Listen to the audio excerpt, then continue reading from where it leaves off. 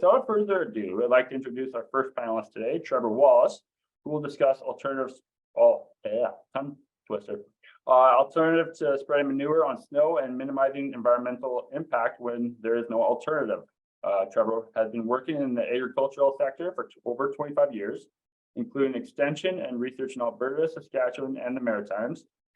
Currently, he is the provincial nutrient management specialist with Alberta Agriculture and Irrigation based out of Leduc. His role includes an extension, research, and policy development responsibilities. Trevor works with a variety of stakeholders to develop and implement programs that support a sustainable agriculture sector.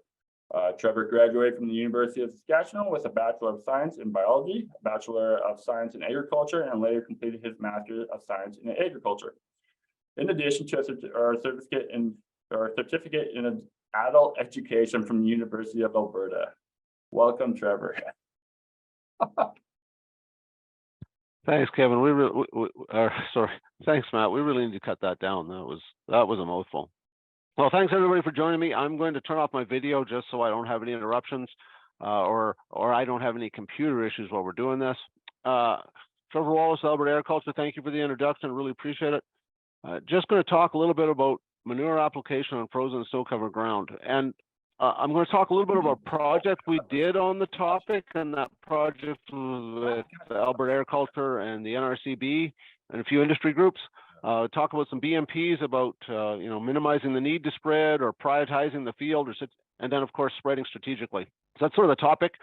Kevin's going to be following up on the legislative side of manure application on frozen snow-covered land.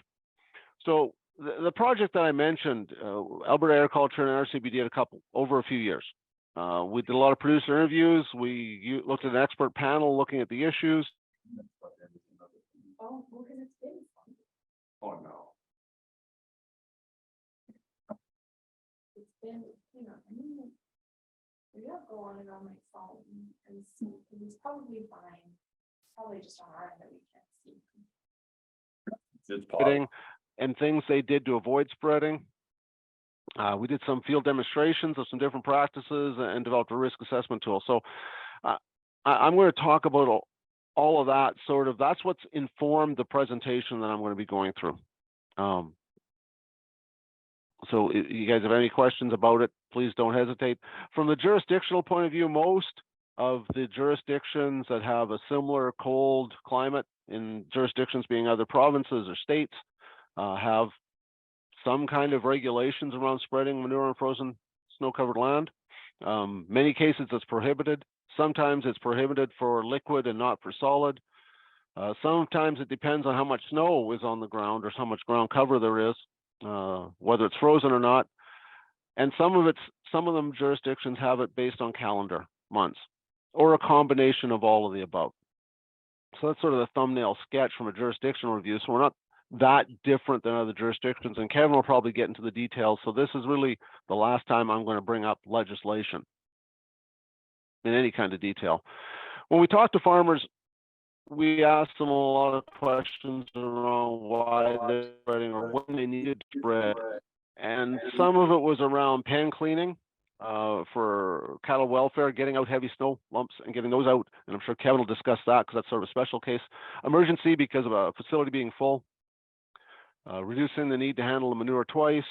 Biggest reason, reducing damage on the pen liner by getting the snow and out of the liner before spring thaw to help with drying and result not allowing the animals to sort of punch through the liner.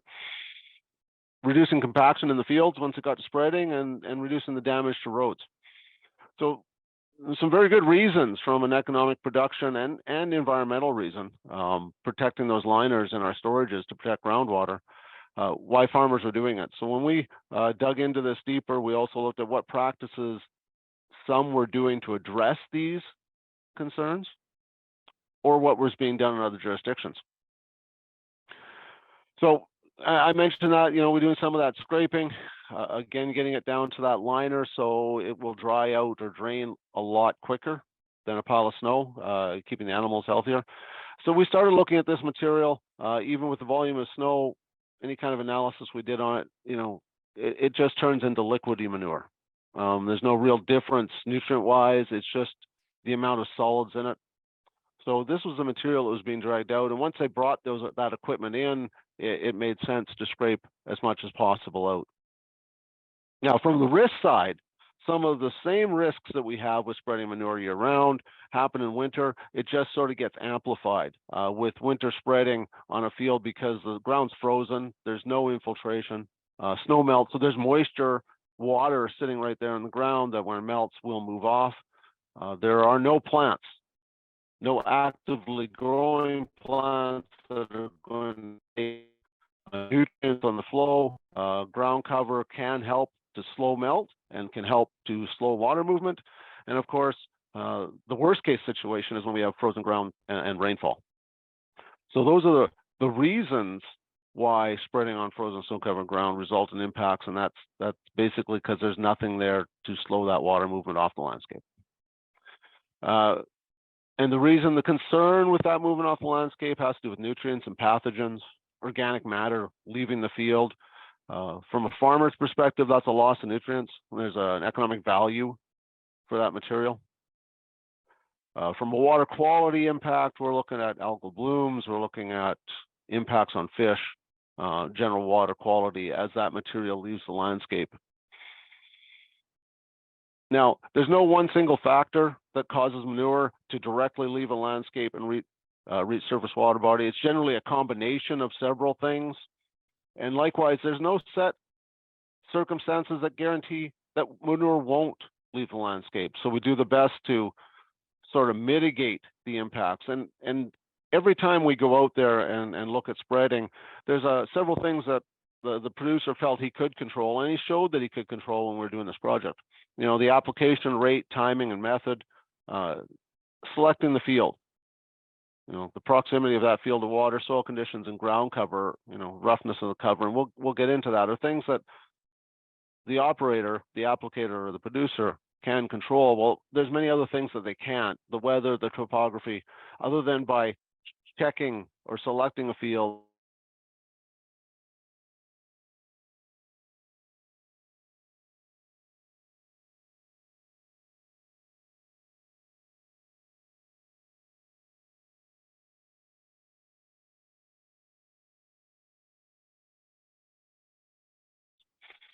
So just want to dive into some of the first group of BMPs that farmers were saying, well, this is what we're doing that helps us avoid spreading on frozen snow-covered ground. And I sort of just briefly want to touch on them. Some of them were fantastic ideas. Well, all of them were good ideas, but going into a little bit more detail on some. Some of the initial basic ones that the guys said they were doing there, well, of course, regularly emptying facilities, that's sort of obvious. A lot of them worked on their run-on. For liquid manure guys, they tried to decrease the amount of clean water that was going into the facility to manage their water volume. So some of them had some surface water going in to facilities or into catch basins that was more or increased their volume and was forcing them to spread. Many of them look for midsummer options for application. So traditionally spreading in the spring or spreading after harvest were the windows. And several of them looked at other options so they could get on forage fields and get it out in season in July or August after cuts, or neighbors' fields as a place to spread the manure, just to give themselves that buffer coming into winter. Because ideally spring and fall work, but everybody here has been in a combine in November, I'm sure, some people later. And sometimes that window that we usually spread in disappears because we're still harvesting. So they're looking for other releases, and those were the forage fields or the neighbors' fields that they could get on. Things that the other guys were doing was increased permanent storage, either increasing the size of the storage they had or adding another cell to their storage on the farm. Was very convenient, you know, on-site footprint. It's already connected, or you can easily connect into the existing system. Of course, there's some permitting, and we can discuss that in a different conversation, or Kevin can bring it up. But one of the first ones was making sure they had at least 9 months storage. Some of them have moved up to 18 months worth of storage to make sure they had enough capacity to make themselves through the winter. Now, I was very specific with saying on farm earlier, and some guys were using theirs off farm storage, building a storage not directly with the farm. There was an example out of Manitoba with this, where they have several operations sharing a storage, and they move the manure from their on-farm storage to their shared storage. So they built a bigger capacity that accommodates a couple of operations instead of building a little bit more on this farm, and everybody having to do that. They pooled their resources to build one that they could share from. Now, this can be done with both solid and liquid manure. It doesn't have to be as fancy as what we see here, above ground steel tank, glass lined, but they're building something for another storage. Now, the other advantage they felt they got from this shared storage and was where they put the off-farm storage. They selected a site, and here I just used 4 quarters on a section, 4 pivots, where they were putting the storage here, working again for liquid or solid. The liquid, they would do a pipeline to it. Solid, we would road and truck and dump, but they built a permitted storage right here, which allowed them to haul to the fields in a rotation, versus building a permanent storage here and having a higher cost for this field and less here. They put it in the middle, reduced usage. Anyways, a few farmers found this to be advantageous. Not only did it add to their capacity for storage, it helped provide some savings on the spreading type, on the spreading end of the equation. So we thought this was good, unique idea. One of the biggest ones that came up that seems really simple was basically just the regular maintenance and inspection. Some of the operations that had to spread on frozen or snow-covered ground did so because there was a failure in the system, be it pipes or worried about structural failure to the facility. And so really, to avoid emergency spreading, activities around regular maintenance and checking the facility on a regular basis help them avoid having those emergency situations. So a little bit of prevention to avoid the need to spread on frozen snow-covered ground. Probably the most common one for dealing with avoiding spreading on manure and on frozen snow-covered ground, and this is strictly related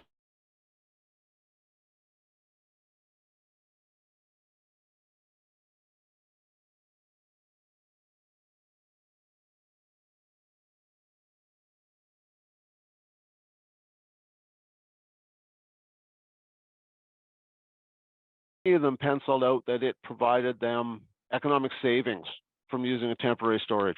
And it originally to us seemed a little counterintuitive that this would save you money loading, unloading, and reloading and spreading, but they were using larger end dump triaxle trailers hauling large volumes, putting it in the field, and then when it came to spreading, the spreader didn't leave the field.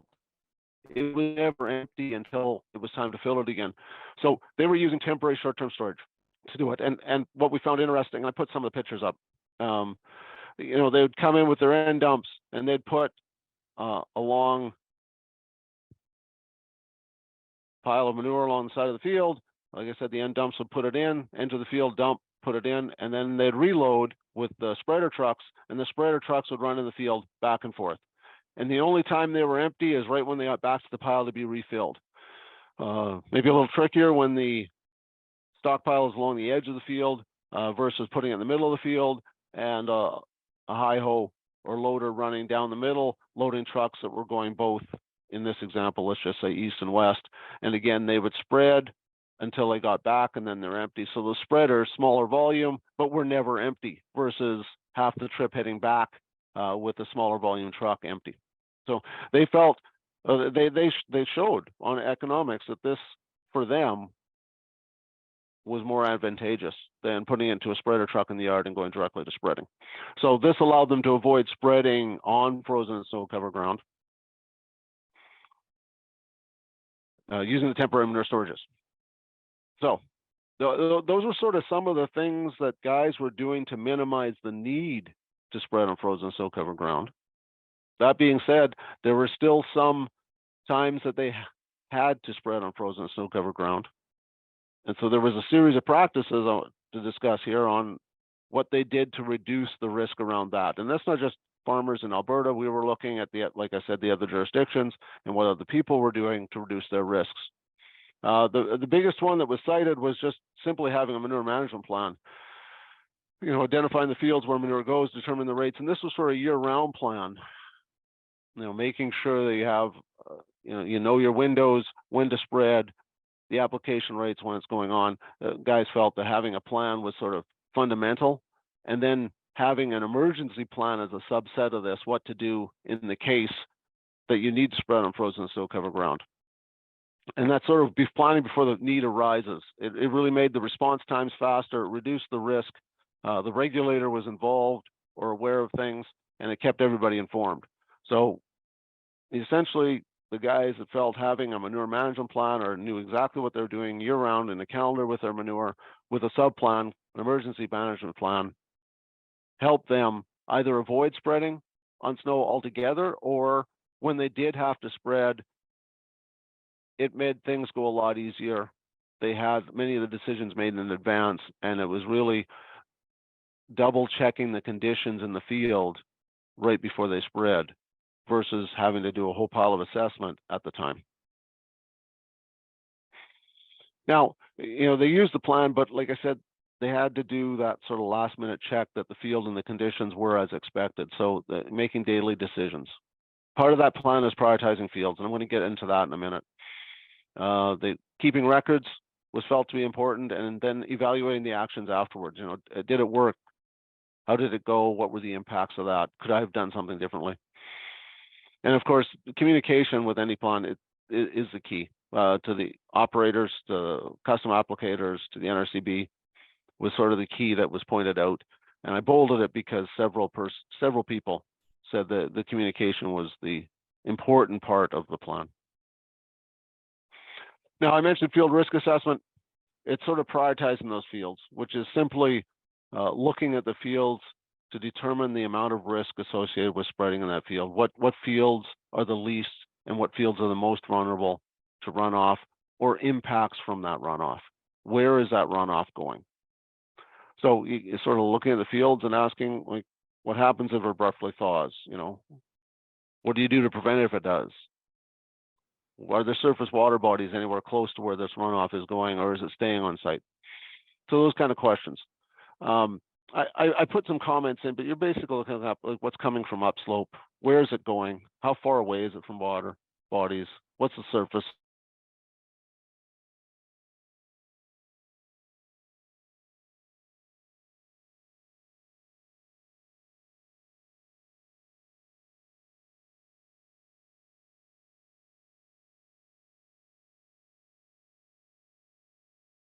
Close to home for me, but some of the land that we are on, and you can see we do have a lake to the north of us, and you can sort of see by looking at the trees, just looking at these two parcels, this was very undulating. This was the highest point in the landscape, a couple of roads here, and just to let you know, all the runoff from this whole area, and the aerial maps help, but go through our fields here before they hit the ditch and go down. So these fields are the low part of the slope. We know we get a lot of runoff here, and they're not ideal for any kind of spreading versus fields that we have over here that are at the top of any kind of slope. And you see it breaks and goes this direction as well into another valley. But just spending time walking these fields, you can see the water movement to the trees where there is bush. Using those kind of tools to have a look at those fields and knowing where the runoff's coming from, and of course where it's going. So, I just highlighted those again, but moving on. So another good thing we're checking on is ground cover, soil type, tillage, what's left there. Fields that have erosive areas in them already, there's going to be movement if spreading through them. And is there drainage in the field? And you can see sometimes in the spring, anybody that out in their fields may see these kind of patterns from the upslope runoff cutting through. So you can see this in planning, and then these where we intentionally, this isn't us, I'm generally agricultural, we intentionally putting in some drainage that takes the water off the landscape, having those installed or typically put into fields in the fall. Not an ideal choice for spreading manure in, since we're already looking at making a channel to get the water out of that field. And what do you do when you do your risk assessment? You're basically looking at, identifying those high risk fields and then trying to find a lower risk field. Maybe it's possible to divide the field up into separate areas that don't drain well, or that you can control the drainage from, or do you need to apply some kind of BMP? I said conservation practice here, but BMP would probably be a better word. If the field has some inherent risk to it, what is that risk? Can we mitigate it? What can we do to mitigate that risk? So one of the first things we do to mitigate some of that risk is select the field in the summer and fall. Gives you time to assess it, get out and look at it, get NRCB input. Now I'm making commitments for Kevin, but I'll let him get me after the presentation. And it gives you time to implement BMPs in that field. So what were people doing to address runoff issues? Well, tillage, surface roughness, perpendicular to the slope, just trying to improve permeability, increase the roughness to slow overland flow. Cover crops so that there won't be growing plant material utilizing nutrients, but so that there is a mass of material capturing snow, slows runoff. It makes runoff a longer period versus bare ground. But we're hoping to slow movement so that the water is moving slower, doesn't carry as big of particles, give some time for the ground to thaw, and hopeful for infiltration.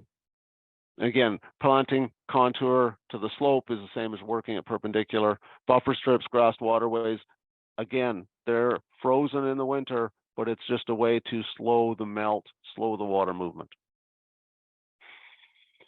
Some were trying to remove the snow. They would plow out the area, and I'll show you a picture in a minute what they were doing with it, but plowing either upslope or plowing right where they were putting the manure, an area generally larger than where they were putting the manure, to allow that spring melt, the bare ground, to be exposed, so that they were storing the manure on bare ground, and after some sun, the ground around the manure, well, I wouldn't say it was dry, but it was at least free of snow. So they were manipulating their snow melt by moving the snow with a blade on a tractor. Other BMPs, of course, watching the weather, increasing the setbacks, we're going to discuss those in a little bit. Changing your application rates, monitoring the field, and if possible, incorporate when possible. Our legislation is frozen or snow covered, so there are times when the ground may be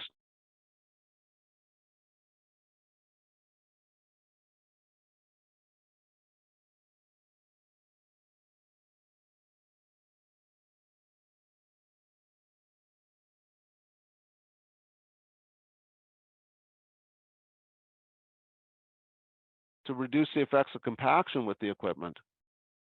So they were using a stockpiling method, but then they would get out and spread very early in the day and quit by the time it warmed up enough to become sort of muddy. The top inch started to melt. So the snow was mostly melted off, but they were looking to spread on frozen ground just to reduce the compacting impact of their equipment. Not sure how practical this is for a ton of producers, but this was another one that popped up through our conversations with producers here and in other jurisdictions.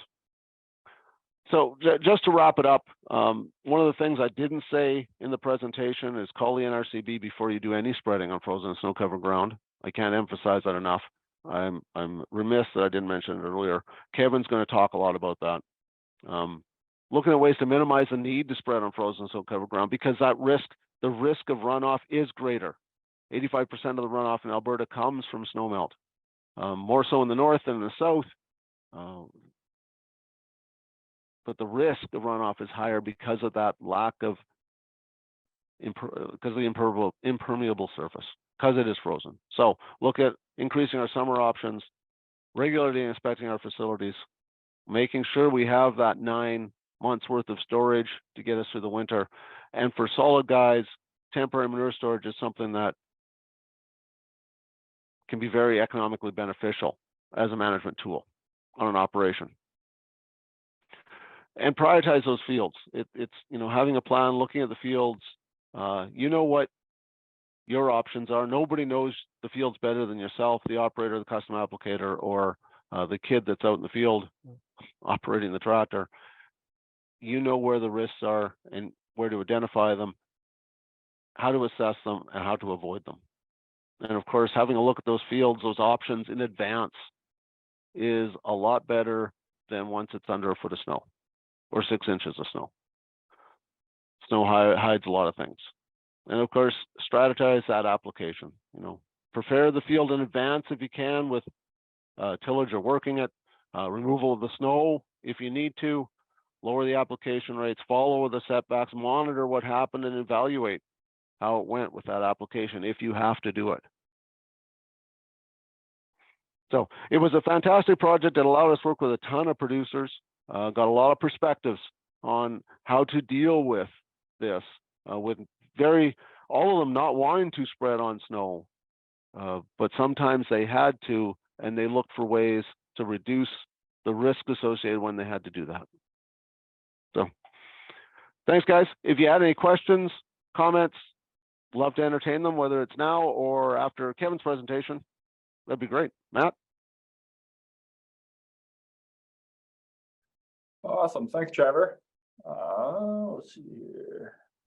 Yeah, so I think we'll do questions at the end there. So we'll go into Kevin's presentation here. So yeah, our next panelist, Kevin Seward, will present on NRCB process for winter manure spreading. Kevin grew up on and continues to operate a mixed farm in southern Alberta. He attended Lethbridge College and completed the environmental science watershed management program along with the agricultural and mechanics program. He worked for Alberta Agriculture for 16 years doing soil fertility research before joining the NRCB.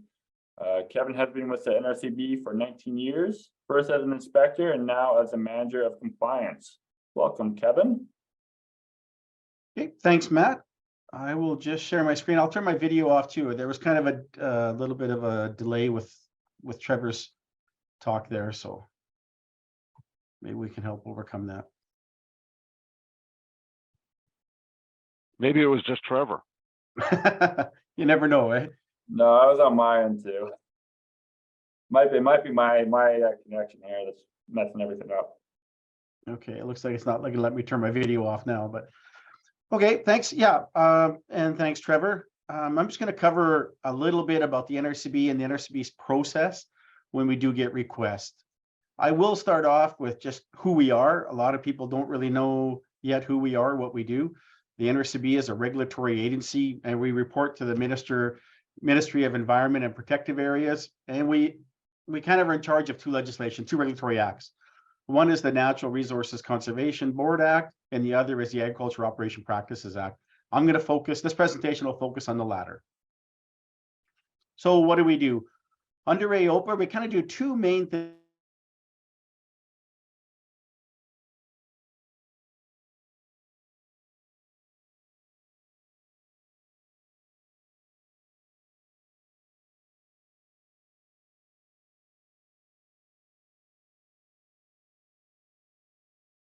In those permits.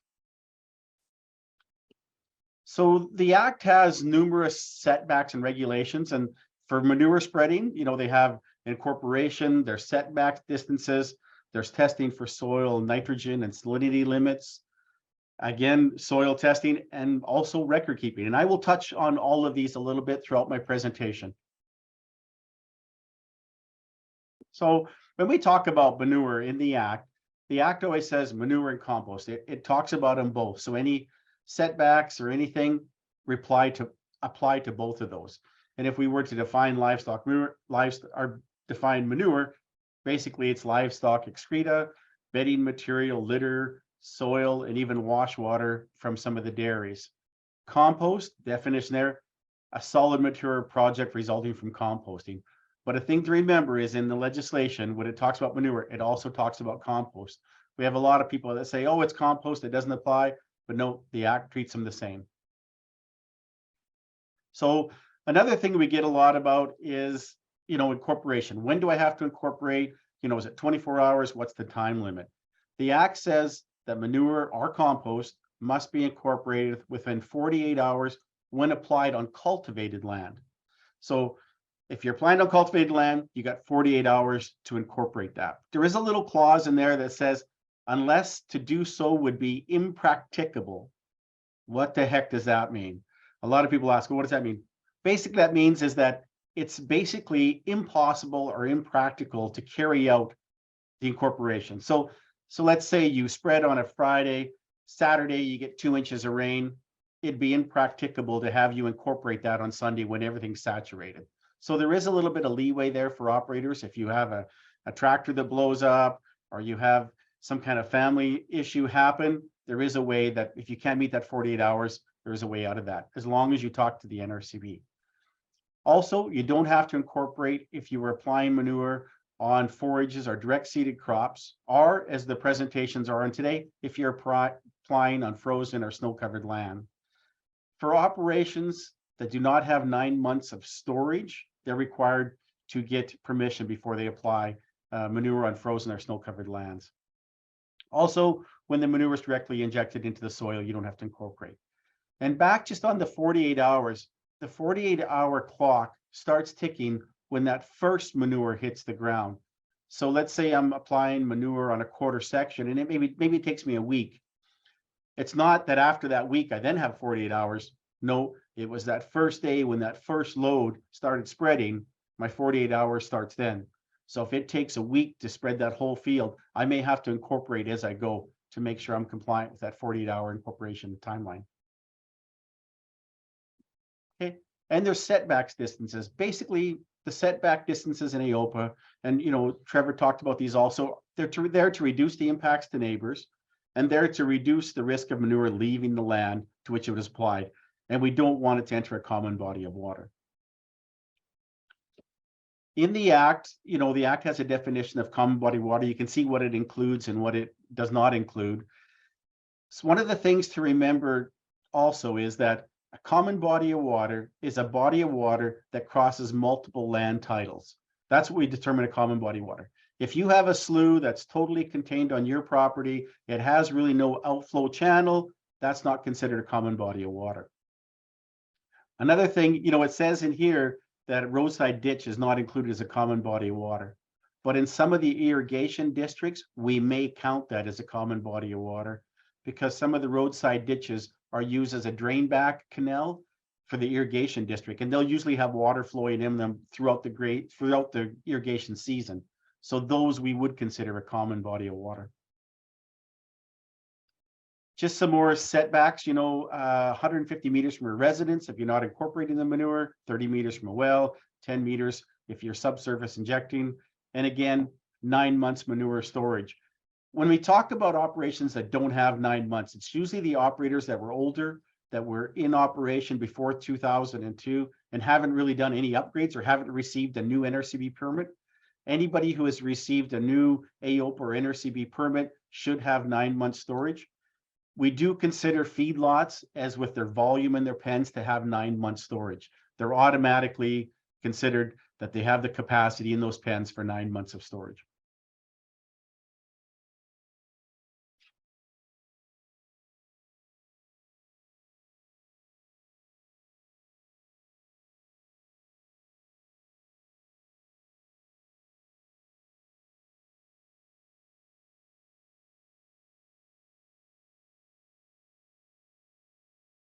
Goes to a common body of water. Again, just some more setback distances showing the water wells, the subsurface injection, neighboring residences. Okay, so if we talk about spraying on frozen snow-covered land, it's not allowed unless permission is granted by an NRCB inspector. There's another option, is that the board may publish a public notice allowing permission to spread on frozen snow-covered land due to weather conditions. They can set the geographic area that it can happen in, the time frame. They can also add any conditions that they would see. So let's say it's a late harvest, we have an early onset of winter in a certain area. The board can give a blanket approach and publish a notice saying you're allowed to spread, follow all these terms, contact the NRCB kind of thing. So how do I know? How does an operator know? Is it snow covered land? What's the criteria? We do have kind of a definition of both snow covered land and frozen land. Snow covered land is very easy. It's a visual thing. If you've got more than 2 inches of snow over more than 50% of the field, it's considered snow covered. Frozen land, you can read here, you know, if it's impenetrable as a result of freezing temperatures more than 1/3 of the top 15 centimeters, take a shovel, get a spade shovel, go out on your field and jump on it. If it goes in the ground down 6 inches, it's not frozen. If it doesn't go in the ground, it's frozen. And that's the very practical thing that inspectors will use when they come out. They'll come out with a spade, they'll jump on the spade to see, they'll do multiple locations around the field to see if the ground is frozen. But, you know, we realize sometimes people have to spread on frozen snow covered ground. And it may be because your liquid manure storage is full. Maybe there was a water line break in your barn and you use more water and your lagoon is full. Inlet pipes freezing going into lagoons. We see that quite a bit. Water line breaks, water bowls freeze, the float freezes down in a feedlot and the pen becomes flooded. And another one here we're seeing lately, and it was a big one last year, was wind erosion control, where, you know, we don't have much snow cover, the wind starts blowing and that topsoil starts to moving. The important thing is you need to contact an inspector before you start spreading. Another thing I want to point out, and, you know, Trevor had a few pictures there. If you're spreading mostly snow, you don't need permission. So we did have a couple of years ago, we had about 4 or 5 inches of snow, loose snow on the ground. The wind came up, it drifted into all the pens. You know, the drifts were so big that the animals were crawling up onto the drifts and going over the top of the fences. If you're spreading just that drifted snow, granted there may be 5 or 10% manure, you don't need permission from us. You can go ahead and spread that snow on the field. Just remember, don't remove the bed pack or clean behind the bunks and everything else is part of that. But if you need to remove just that snow that drifted in, you don't need permission. It would be nice if you notified an inspector, because we'll probably get complaints as soon as those spreader trucks start going. So it'd be nice to kind of know, yeah, we know they're spreading snow.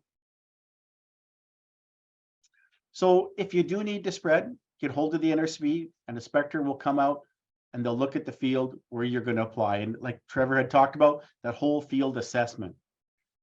We're looking at the general slope of the land, where the common bodies of water are, the amount of snow on the ground, any drainage courses that kind of go through it, proximity to neighbors. They're also going to look at why you need to spread. You know, is your lagoon full? Can we see it? You know, did you have a water bowl that stuck and your pen's all frozen? They want to see all that too. We'll look at all those situations. This is kind of what the form looks like. The form is pretty basic permission form. It does include, though, the lands you're allowed to spread on and the time frame. We do set the time frame. If operators say, you know what, you gave me a week, but I had some equipment failures, phone the inspector back and say, hey, I know I only had till last Thursday, but I'm not going to get it done. Can I extend that? They'll probably extend that as long as the conditions have been the same. This is kind of what the form looks like. So just a couple pictures to show what kind of we're looking at. You know, we're looking at the slope of the land. How does this field slope? The amount of snow on it. You know, if we're covering large areas of fields with manure in frozen or snow covered conditions, we also want to know, you know, where does all that going to go? Where's the proximity to towns, to neighbors? What's the slope of that land? And then there may be a follow-up inspection to say, oh man, did you put on a decent rate? You know, this one here, the guy kind of exceeded the rates. There's a lot of manure on there. So it's going to be a lot of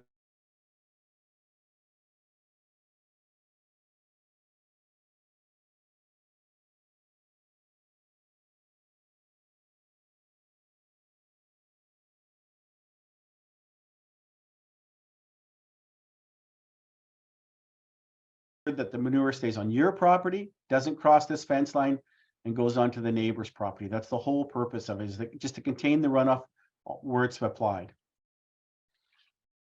This was a situation we had quite a few years ago. An operator had spread liquid manure on a field, did not phone the NRCB. The field had quite a slope to it, and the whole field sloped down to 1/4 corner of the field. When the snow melt, when we had a quick snow melt, and when the melt happened, all that snow, all that manure flowed to this one corner of the field. So you can see there's a drainage canal kind of through the middle of this field. This is where they spread. The problem is if you go across the county road into the next property, that across the county road, this is a main irrigation reservoir canal. And that's not very far. And all that manure flowed through these culverts and into that irrigation canal. So you can see this is the irrigation canal right here. Yeah, all that manure and that runoff flowed through that water course and drainage into that canal. The operator was good. They caught it early when it was happening. They found whatever they could to block the culvert. And that's one of the things, you know, and Trevor talked about, is to have a plan. If things go sideways, what am I going to do? I'm prepared. This operator took some plastic and a tarp, covered the culvert. They had an old wood door they stuck in front of it, and then they put a round bale in there to keep pressure on there to hold all that liquid back and keep it on their property so it did not flow over and go into that reservoir. After that, they set up a pumping unit and they had to pump all that liquid out of that corner, haul it by tanker to another field that was really flat and nothing left the quarter, and they got it all spread onto there. The cost was huge on this, where if they would have phoned and asked for permission, an inspector probably would have said, hey, this field's not a great field, let's look at something else. And they wouldn't have had to handle that manure twice. Talked about before about erosion control. Last year, we did have a lot of producers phoning to spread on mostly frozen land. There's not a lot of snow here, but the land was frozen except for that top inch and a half. And that's what was blowing and causing all the erosion. You know, this looks like a picture of Mars, but it was pretty bad. This field was spread manure on later on in the day, and it did help a lot.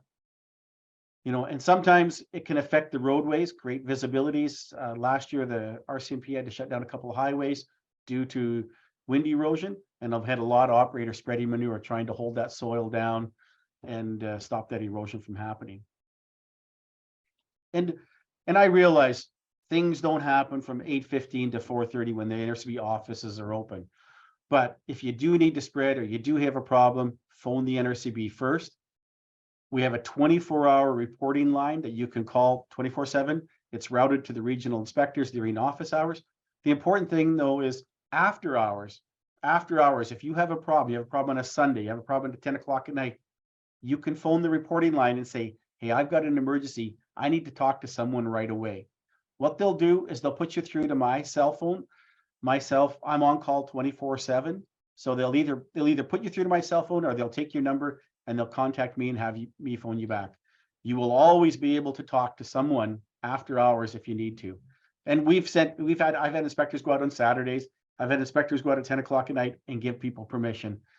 Because, and a feedlot operator wakes up in the morning, he walks out there on a Sunday morning and the whole pen's flooded because of a water bowl stuck. Yeah, you can get hold of us if you need to.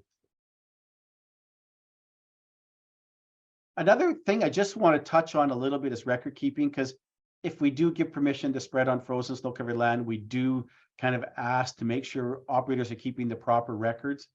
So all confined feeding operations must keep records of the amount of volume of manure they produce and the weight of that manure. And then if you transfer over 500 tons, so let's say I have a feedlot, I sell manure to my neighbor, I have to keep transfer records of where that manure went, who it went to, the date it went to, and how much it went, how much manure I gave to them. And then if you're a person that's receiving that manure, you need to keep track of who the manure came from, the date, the amounts, and the land location where you're storing it. Now, when you go to apply those 500 tons of manure or compost, you need to also keep records of where it was applied, the area it covered, the volume, the rates, the incorporation methods. And you also must have soil test records for those fields where you're going to apply.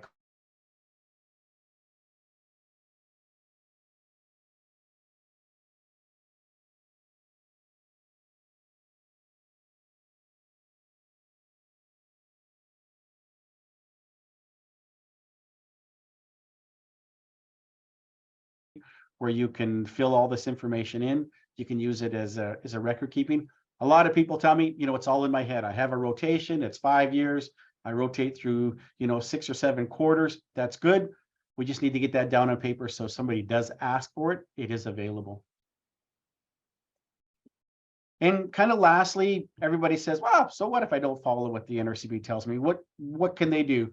So I always put this slide in. It just shows our enforcement and compliance. It kind of summarizes our policy a little bit. We do have an escalating steps of enforcement principles. The very first one out of my toolbox is voluntary compliance. Work with operators. They know their operation best to bring them into compliance. We can use that. We can use verbal directives. We can use written compliance directives. And then as we get more formal, we go into enforcement orders and emergency orders. Emergency orders are important because they do give me the right to go in and do work if the operator refuses to do it. So let's say you have runoff coming off your property and an NRCB inspector asks you to build a berm to protect it. And you say, you know what, I don't want to do that. The NRCB inspector can hire someone to come in and put that berm in place, and then they can go back to you for the cost of doing that. We usually don't get to that point. Emergency orders just for that, for emergencies, and usually the operators know what needs to be done, and there's usually no problem getting that stuff done. Court orders are used when people don't comply with the conditions of an enforcement order. If an enforcement order gets issued and the operator doesn't follow it, I can apply to the courts for a court order, getting that person to comply with whatever conditions are in that order. Enforcement orders are reviewable by the board. If you say, you know what, I think Kevin's really out of line when he, gave me this enforcement order and wanted me to do these 3 or 4 steps, you can ask the board to review that order, and there would be the board would consider your review. They may hold the review, and then they would look at what the conditions are, whether they're appropriate the conditions in that order. And last thing is prosecution is the last toolbox last tool in our toolbox to use. Went through that fairly quick, but if there's any questions, again, our 24-hour reporting line, you will be able to talk to someone if you really into it's an emergency. That line's also on our website. Thanks, Matt. Back to you. Thanks, Kevin. Yeah, we'll go into some questions here. So if anybody has any questions, you can put them in directly in the chat or the Q&A. Kevin or Trevor, if I do buffer, just let me know, and maybe I'll mark you one of you as a co-host. It seems to be having trouble with my internet today. So, but we do have a couple questions here set. So from Kevin, what about applying manure in strips?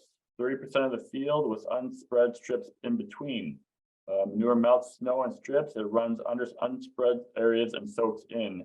I believe that came up during Trevor's presentation too. But Trevor, do you want to talk about that in your research? Because I think a couple of your producers did do that. Yes. Should be sharing a screen. Yep. Just a sec. There. And this, Kevin, this is a great question. I purposely didn't answer when I saw it in the chat. Hope you're doing well, by the way. I know Kevin. We had some producers try that as an example, and I don't think we managed to hit the 30% of the field. But that was sort of the concept. They moved the manure out of the way, and they spread here along in the windrow. The intent later was that once it melted, they pushed some more of it over. They spread it a little bit more with the blade on the tractor. But that was another option other than just stockpiling it. Like in the pictures that I showed during the presentation, guys were exploring this as an option to not only remove the manure, improve the melting or thawing around where the manure was placed, but to control that runoff. So they put these strips in sort of with the slope so that they would encourage the runoff to go not through the manure, but away from it. So that was another option that some guys have tried. This one got a little wet, but yes, it might be a potential way of dealing with it. Maybe Kevin's seen some more of it in his home state. No, I haven't seen much removing because in the south here we don't really have a lot of snow usually. So yeah, it was just up in the north.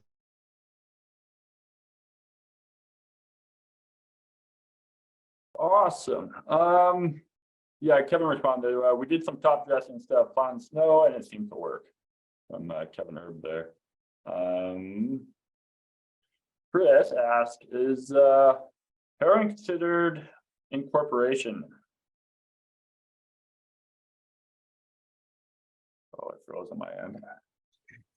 Yeah, it's usually not about the implement, it's about the results. So under certain conditions, every implement can incorporate. So it just depends on the condition. It's the result we're looking for rather than the implementation.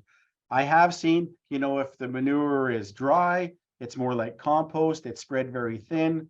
There is a top layer of soil that is loose and the heavy harrow will incorporate. I have seen it work, but I've also seen areas when it doesn't work. So it just depends on the situation as to whether you'll get good incorporation or not.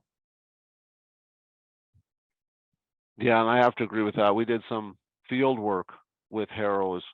In some conditions, it looked like good incorporation. It covered everything nicely. Might not walk on it right after you harrow because the liquid manure was still a little bit sloppy, hadn't soaked in. But other times, bending pack solid manure, the lumps didn't move it. It didn't incorporate, depending on the heaviness of harrows. Awesome. Another question from Sheldon. I do custom manure spread in southern Alberta, and I'm noticing a huge spreader labor shortage to get all manure spread in the season provided. My question is, would it be good practice to work with potato land farmers and save land that is likely to wind erode for winter and get permission to apply on frozen ground? Yep.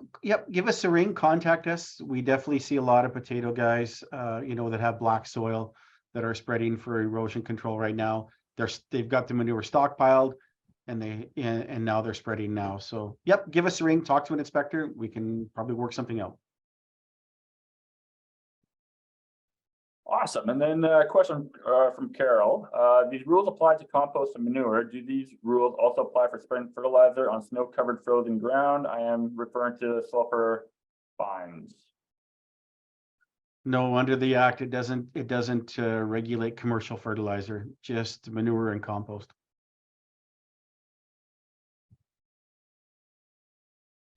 I did see somebody's hand up, Kevin, or sorry, Matt. Let me take a look in the chat. Oh, I've yeah. lost it. Okay.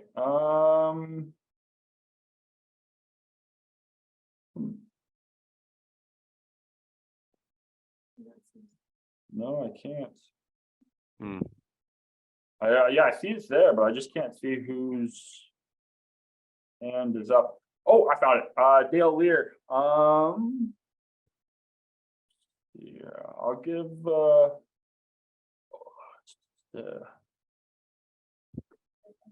yeah, I have to give him permission. Dale, if you want to ask a question, just send me a little quick thing on the chat and then I'll allow that. I wasn't sure if it was, I saw this done right at the beginning there, so I wasn't sure if it was by accident or not there. So Matt, one other thing, and this is a follow-up.